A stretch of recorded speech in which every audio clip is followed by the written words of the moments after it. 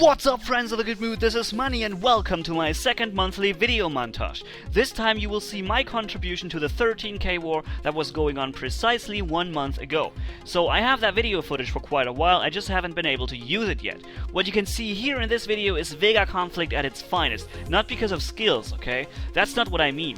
I mean this is the most fun situation that you can end up being in Vega conflict. This war that we're having here seemed very even to me. One day we were fighting in our sector, the other day we were pushing into theirs, and I think everyone who participated in that war had a great time on both sides.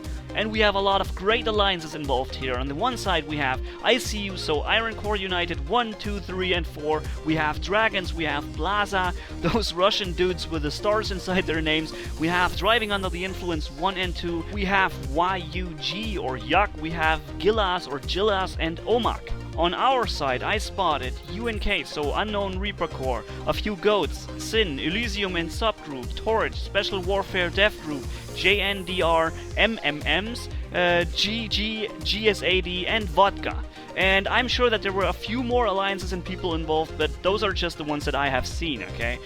You need to imagine that this fighting took place over a week or so, and this is only a small part of it. And as for my contribution on this Saturday, I sent in 4 full fleets right here. You can see them pretty good right here before I got attacked. Fleet slots 1, 2, 3 and 5 are going to play a role in this war, but be aware that this is also the one video in a month that I use to thank my Patreon, so if you just can't stand that, you should probably stop watching right now. Alright, now that was the chatterboxing part of this video, now let's come to the fighting. That first combat was me trying to chase down that cutter fleet. Thankfully at some point he turned around and we actually started a good fight. A little trick, if you're fighting cutter fleets with cruisers, you can see what I'm doing here. I always separate the ship that he focuses from the rest of my fleet and make his cutters turn completely around after it, so that he loses important time to then turn back around again and close into my ships again after he killed it. This basically exploits the weakness that a cutter has, and without this I would have certainly lost this battle. But it was quite a lossful battle on both sides, and in the end both fleets weren't really able to take on another opponent after that. And I'm an idiot because I should not have sacrificed that Ragnarok carrier so easily in the beginning. And while the fighting goes on in the background, I want to use this opportunity to thank Forever Eve, alias Forever Eve, and his entire alliance SNR for his great support that he's given me on my Patreon page. And not only that, we're also fighting together against common enemies. So here's one to you guys, you are officially awesome! Oh, and our time ran out. We weren't able to kill each other. And then something strange happened. ICU attacked each other right there. It must have been like a click by accident or something. I think they were trying to get me. Now they're wasting 5 minutes of their time, but that also happened to me a couple of times. It just happened. Here we can see all my fleets simultaneously, but only for a short time because the one from just now goes home. It has seen enough of the war. Something that you should know about is if you're using fleets that cover each other, then you should really not go and attack someone with it, because this way you can also get attacked with the one that is covering the fleet that you're using to attack the enemy. Okay? That sounds a bit confusing, but essentially if you attack someone and you cover your own fleets, then you're open to be attacked on both fleets at the same time, which is obviously something you want to avoid, right? And what I'm also doing here, which is very important when fighting a war, is to observe very good what's going on in the fights, okay? Because your fleets have a certain purpose. Your fleets are very good against that combination, but not good or even bad against that combination. So what you do is look for the enemy fleet to take over that you know your fleet is perfectly suited to fight. Because there's no point in actually choosing a combat against a fleet that you know is gonna kick your ass, right? So let's go into our second combat against the Double Dragon. Is that his name? Is it Double Dragon, really? I have to get rid of my covering fleet first, which I did with a few clicks. And yeah, here we go. And that was actually a lucky catch right here. I didn't know what this fleet would have, so I just attacked, and what it has is fast Revelation cruisers with energy weapons, but, well, only as fast as a Revelation cruiser can get, because they don't get really fast. So this is really the perfect combination for me. I outrange him, I outspeed him, and there's literally nothing that he can do about it. The only thing that could go wrong here is a mistake on my part, and yeah, I try my best not to do that. And those are, by the way, my favorite kinds of battles. Using that specific fleet against slower cruisers is just so much fun. Especially if you consider how much repair time you cost to your enemy without actually having any of it yourself. But don't you think that he's not a good player because of that, okay? People are often trying to troll you and insult your skill or whatever, when really most of it is just rock, paper, scissors, and if you got the scissors and your opponent has the paper, then he's screwed. And it has nothing to do with skill. If he would have attacked me with this fleet and I would be the one with the slow revelation cruisers, then I would be screwed, okay? It's not his fault, and I think that's important to say. And I also want to give him credit for actually trying to fight my fleet, okay? Because I would have probably turned around and spread all the ships in 6 different directions and trying to make me survive for as long as possible in order to have some chance of getting help, someone to interfere or take over the fleet of my enemy that I cannot defeat. Something like that, okay? He doesn't do that. He doesn't waste anyone's time. He's just gonna go over and over to the face and takes it. That might not be the smartest thing to do, but it's definitely the least boring one. And obviously the most entertaining for you. Alright, and while that carnage takes place right there, I want to express my deepest gratitude again to Will C alias Pendragon of the Alliance Ogre, whose planet I'm actually currently on, by the way, and also to Steve M aka Atlas, and also to Brian, who never told me his gamertag, unfortunately. Thanks for your kind support. Because of you guys, I'm actually getting closer to the 2nd milestone goal on my Patreon page, which means that I will soon go and get myself a really good webcam so that everyone can enjoy my videos in the future with me actually being in them. So it's basically the first step towards frequent streaming. You can see here I always exit the fight before I actually take down the last opponent. This way I have an idea of what's going on around me and I know if I'm in trouble and have to be fast with clicking or something like that, okay? And here we can see that Double Dragon is coming again with something that is really fast, must be cutters or something. So I use my cutter fleet and stop him from reaching my buddy Captain Clown. And also I know that my cutter fleet is equipped for cutter versus cutter combat. It's very likely to succeed against other cutters, so that's where I gladly take that combat. And to lose a few words about the fitting, he's got 6 Gariel cutters, I have 5 Komodo cutters, last of which have more mass available so I can easily have massive firepower and massive shields. He, on the other hand, using 6 Gariel cutters, wastes 650 tons empty ship mass on a 6th cutter that cannot fit Metafast Shield 3 and have good damage output at the same time. And that empty ship mass is the reason why you're better off using fewer ships with higher equipment in that case. And I also want to thank for awesome support Alex S alias Ragnar, Dwayne S alias Death Dealer, Gas B aka Muffin Hell 84, Justin R as Soul Killer, and Wesley H, who is not giving me a gamer tag yet. And one more person that deserves big thanks is Redshirt Guy 96, because if you ask a question in the comments of my videos, there's a good chance that he will be there helping you and answering it. He's done that for quite a while and invested a lot of time into it, so he's also getting a big thanks and shout out in return. So 2 of our 4 fleets are almost destroyed, but the cutter fleet still serves an important purpose, because it can still cover a fleet of mine and make that fleet invulnerable until it gets destroyed. And obviously you need to catch the cutter in order to destroy it, right? Here I see an ICU player on his way back home, so I assume that this fleet has already fought a combat before and is already damaged. That might not be the fair fight, but if you're fighting a war, then the currency is causing repair time to your enemy to make him stop coming. And yeah, I mean that's obviously one of the easiest way to cause repair time, by fighting fleets that have already lost 3 ships or so, because you overwhelm him with your 6 ships and you don't get slightly as much repair time as he gets. Because he might go and coin that fleet back if it only costs 150 coins or so, but if it costs 300 coins, then he's gonna think twice before doing that. And besides, that's exactly the thing that you can expect from your opponents too. I just realized while watching this that I could have easily killed that fleet without actually taking damage, because it fires so slow projectiles. But those 18% will probably not gonna do much difference. Alright, that's it. One more fleet is gone and we cost a little bit more repair time, which is always a good thing during a war. And I was looking around a little bit on the planets of ICU and then I saw this. What the hell? Jared, what's your sniper fleet doing out of your base? Is your sniper fleet defending your base? That's awesome. I would love to see the smile on Lockdown's face when he saw what kind of fleet he just engaged. But it's funny, something similar happened to me too lately. I was attacking one fleet outside of an OSP base, and it was a sniper fleet. And of course I gladly took it down. And a few seconds later, my fleet got attacked, and this is exactly what I was telling you about before. I have my Zeal battleship fleet covered by those Komodo cutters, and now whenever I get attacked, I can just choose whether or not I want to engage that fleet with my Zeal fleet, or maybe even with the cutter fleet. Of course, this cutter fleet now is very down on HP, it will not fight another combat, but it still allows me to protect my Zeal fleet from incoming attacks. Like in this case, I'm not sure if I would want to fight this fleet with my Zeal fleet, and now I basically have 5 minutes time to think about it.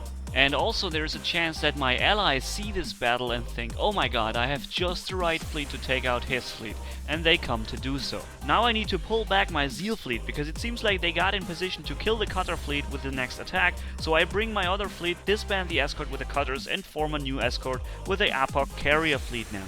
My cutter fleet is still in combat meanwhile, and it seems like as soon as it gets out of combat it will be re-attacked by some other fleet that will probably take it out. And my cutter fleet is still in combat while from up there an OMAC guy comes around and attacks the carrier APOC fleet now.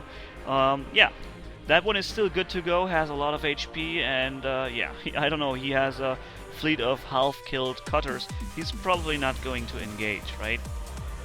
Let's see if he is going to engage. Nope, he's going to run.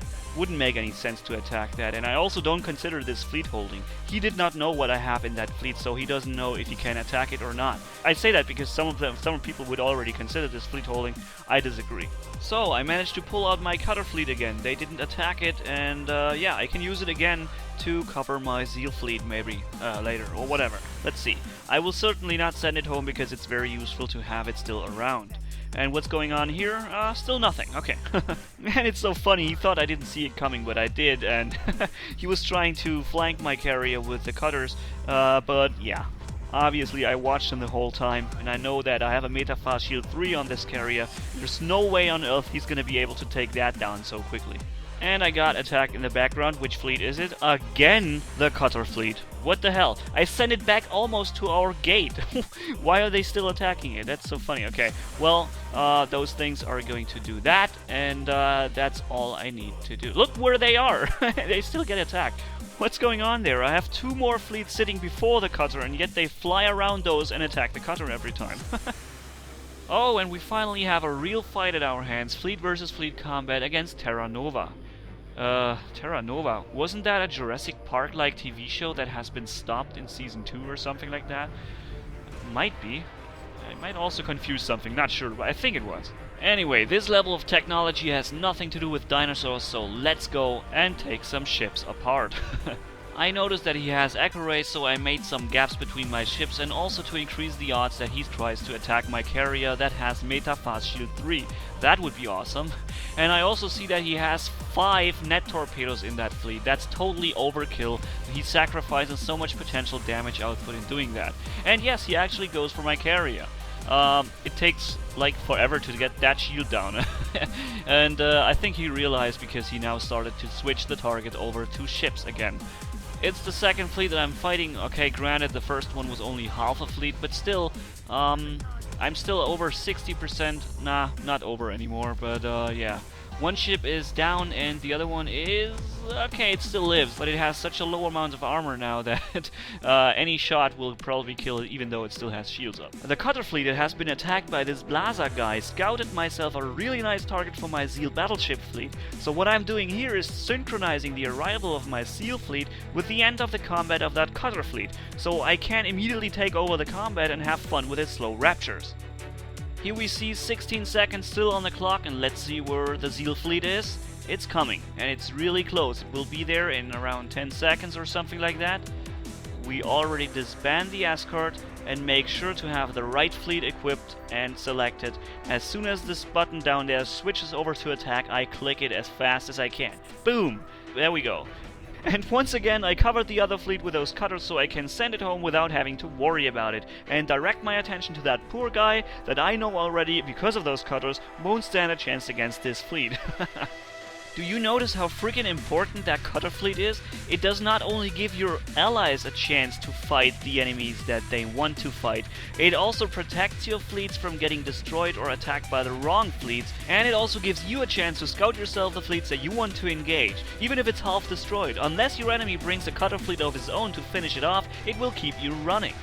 It looks like my opponent changed his mind about attacking my Zeal fleet. But the thing is, I am probably a little bit faster than he is, even though he's using Raptures, because he's not got any engines on it. And as if that has been communicated, that guy turns around and attacks me right after I got attacked in the background. That is a strange coincidence, right? Now you probably expect those 3 cutters to be in combat, right? This time I changed the order because I knew they want my cutter fleet gone. It's just such a pain in the ass for them. So it was just a matter of time until they sent their own cutter fleet to get rid of it. This time though, it's not gonna be the cutters. This time it's the 50% HP fleet of Apocs that are using wave drivers. And I don't know if you know this, but those Apocs using wave driver and phase projectiles level 5, they really pack a punch, and especially against cutters that are using meta fast shield 3 and do not have that much HP below those shields. So this fleet is almost meant to fight cutters, which is why I can just leave it running in the background. It will probably lose because it was at 50% and it's not player controlled, but it will still cause a ton of damage to him if he dares to attack it. And meanwhile, while the cutter is doing a ton of damage over there, I can just do that here with the Zeal battleships and take out that entire Raptor cruiser fleet. Almost completely for free, and that is just such a slap in the face. Oh man, I really hope never to have that happening to me. But it's not so likely, as I'm always using that Ragnarok carrier's agility support field to speed up my slower ships. If they really are slow, then I make them faster that way. I'm not really that vulnerable to those kinds of attacks. But it can still happen if your opponent also uses a Ragnarok carrier agility field to those seals, right? Then it would nullify the other bonuses, and we would be back to normal, right? Let's see how my Apoc fleet did. Yep, it almost did 75% of damage to his entire fleet, even though it was only at 50% and AI controlled. So, like I said, it's a really good combination to fight cutters, and that's reason enough to be confident, I guess. Oh look, there's his fleet coming back after it has been destroyed by someone else, now that it was only at 25%. After that, basically, I decided to go home and stop fighting. I still have 1 fleet left. The Zeal battleship fleet is almost full. It has not really taken any serious damage, but the other fleets are pretty banged up and I have some time to repair on them. As always, after such videos, I show you the repair screen. Here we have Fleet 1 with 14 hours of repair time. It's the one that got the most damage. Down here you can see the Seal fleet. It's only 1 hour of repair time, 20 coins. I just instantly skipped that. And now we are here back again with Fleet Alpha. Like I said, almost 15 hours. Fleet Beta has below 10 hours of repair. There's still a little bit of ships left. And here we have around 9 hours of repair with the cutters. So altogether we're at around 30 hours of repair time for this war. It's quite a lot of repair, but it was also quite a lot of fighting, right? So as always, our video achievements at the end. The first battle was our Seco Apoc fleet against the cutters, where the time ran out and it was still at 35%. The second was a free kill for our Seals, the entire Revelation cruiser fleet. The third fight took out his entire fleets of Gariel cutters too, but also damaged mine, and the third fight was the 3 Revelation cruisers. Then we killed that Gariel cutter that was trying to trick me and get my carrier, and then we had the entire fleet combat against Terra Nova's Raptors, which we managed to take down with our wave drivers, and then we have Mario's entire Rapture cruiser fleet taken out by our Zeals. And the last one was the AI-controlled fleet of our Apocryphy cruisers with wave drivers that was at 50% against his Komodo cutter fleet. And I think that was the only combat that we truly lost. Those who joined me on Patreon after the beginning of this month will be in the next monthly video montage. And if you also want to have early access to all my scheduled or private videos as well as other perks, click the topmost link in the video description to get to my Patreon page. And also don't forget, we have an incoming event, so I'm sure as hell going to do videos about that and release strategy videos on how to beat it, as soon as we have more information and I had a chance to try it, okay? So thank you guys so much for watching. If you enjoyed this video, leave a like and comment down below, and if you haven't already, hit subscribe as brutal as a man can hit for more. Thanks for bearing with me, you guys are awesome as always. Manni-Gaming signing off. Bye bye.